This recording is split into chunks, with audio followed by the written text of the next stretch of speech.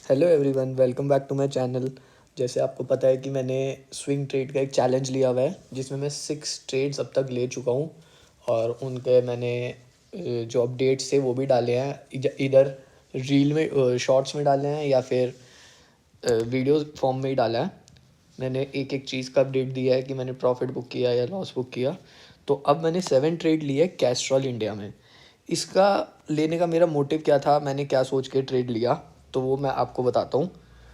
जैसे आप अगर स्टार्टिंग से देखो, from here market was in up trend, market यहाँ तक गई 250 तक। उसके बाद मार्केट ने डाउन ट्रेंड पकड़ लिया, लोअर लो लोअर लो लोअर लो का स्ट्रक्चर बनाया मार्केट ने। आप देखो कि लेफ्ट साइड में कंसोलिडेशन एरिया है। अगर ये आप देखो, ये कंसोलिडेशन बॉक्स है। मार्केट ने यहाँ पे sort of double bottom structure बनाया और इसके बाद एक इतना प्यारा बुल मूव दिया जो कि ऑल टाइम हाई तक था। तो अगर मैं अब की बात करूँ, इस टाइम भी मार्केट कंसोलिडेट कर रही है यहाँ पर, और उसी जगह पे जहाँ पे लास्ट टाइम प्रीवियस मूव आया था, यहाँ पे मार्केट ने कंसोलिडेट किया और काफ़ी देर से कंसोलिडेट कर रही थी और कंसोलिडेशन के साथ साथ मार्केट हायर हाई बना रही थी। अगर आप देखो तो मार्केट ने एक भी लो नहीं बनाया। इसके बाद market down I, went up, again down, went up, down and again up. तो अगर आप देखो कि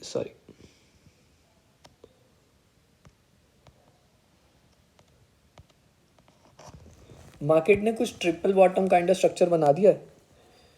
मतलब जो पैटर्न्स के अकॉर्डिंग ट्रेड करते हैं उनके लिए ट्रिपल बॉटम होगा। ठीक है, मैं पैटर्न्स वगैरह भी इतना ध्यान नहीं देता, बस मैं कैंडल स्टिक को पढ़ता हूँ, साइकोलॉजी देखता हूँ कैंडल स्टिक की, हायर हाई हायर लो, ये सब जो कि पैटर्न्स भी यही हमें समझाते हैं। अगर अब आप थोड़ा सा मैं आपको जूम करके दिखाऊँ तो मार्केट बार बार एक इस लेवल से रिजेक्शन ले रही थी, इस लेवल से रिजेक्शन लिया, मार्केट ऊपर गई, दोबारा सस्टेन नहीं कर पाई, अगेन डाउन। तो अब अगर देखो तो मार्केट ने इस लेवल का ब्रेकआउट दे दिया है, ये सारे लेवल्स का ब्रेकआउट दे दिया है। ठीक है, मंथली टाइम फ्रेम में। अब हम स्मॉलर टाइम फ्रेम में गए, वीकली टाइम फ्रेम में। वीकली टाइम फ्रेम में भी मार्केट ने कुछ इस तरह का स्ट्रक्चर फॉर्म किया और यही एक सपोर्ट था, यही एक रेजिस्टेंस था जिसका मार्केट ने एक इम्पल्सिव ब्रेकआउट दिया आज। तो आई वॉज वेटिंग, मैं पहले 147 पे भी एंट्री ले रहा था। 147 पे मेरे को समझ आ रही थी इसकी एंट्री, क्योंकि कंसोलिडेशन बहुत ज़्यादा हो चुकी थी, वॉल्यूम हाई था। तो आज ये अब एक अच्छा बुल मूव दे सकता है एज एक्सपेक्टेड। तो बट मैं वेट कर रहा था कि मैं डे क्लोजिंग के बाद ही लूँगा, मतलब मैं 3:30 के आसपास, 3:25 के आसपास मैंने ये ट्रेड ली। मैंने 148.55 पे ये ट्रेड लिया है और मैंने अपना स्टॉप लॉस अराउंड 144 के आसपास रखा है। मतलब मैंने इसमें ना थोड़ा सा बिग टारगेट सोच रहा हूँ, तो थोड़ा सा स्टॉप लॉस भी मैंने स्टॉप लॉस को ब्रीदिंग स्पेस दिया। अगर मैं डेली टाइम फ्रेम के अकॉर्डिंग टारगेट सोचूं तो मेरे टारगेट्स बहुत ओपन है। इवन ये अपने हाई तक भी जा सकता है, इतना मेरे को इस पर लग रहा है। बट मैं एक जैसे स्विंग ट्रेड कर रहा हूँ तो मैं एक परसेंटेज के हिसाब से निकल जाऊँगा। 4 आवर टाइम फ्रेम में अगर आप देखो तो सेम हुआ। 4 आवर टाइम फ्रेम में अगर आप देखो कि मार्केट ने इम्पल्सिव ब्रेकआउट दिया, जो लेवल हमने पीछे से ही मार्क कर रखा था, इम्पल्सिव ब्रेकआउट दिया और मार्केट ने उसे सस्टेन किया।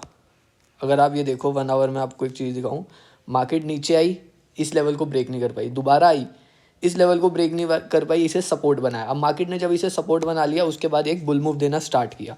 और अगर 30 मिनट टाइम फ्रेम में देखो तो मार्केट ने एग्जैक्टली इसे रीटेस्ट किया, इसे सपोर्ट बनाया, बीच में एक Doge kind of indecision candle बनाई, जिसका मतलब मैं ये समझता हूँ कि यहाँ से यहाँ पर इंडिसीजन है, यहाँ पे सेलर्स का प्रेशर ख़त्म हो चुका है और उसके बाद फर्दर एक बुल मूव देना स्टार्ट कर दिया।